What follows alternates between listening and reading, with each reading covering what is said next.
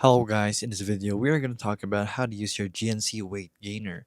So the weight gainer right here contains 50 grams of protein, 700 calories, and 116 grams of carbs.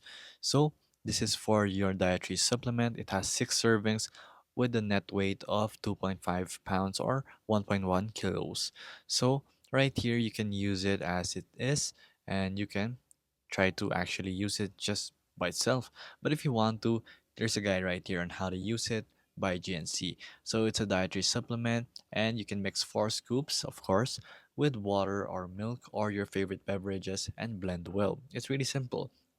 So weight gainers are really expensive, and they only actually just give you a little serving because you have to use a lot of the powder itself for weight gaining basically. So right here, as you can see, you need 4 scoops, and you can actually just blend it with your favorite smoothie, and we have a different video with that, with making smoothie using Smoothie King.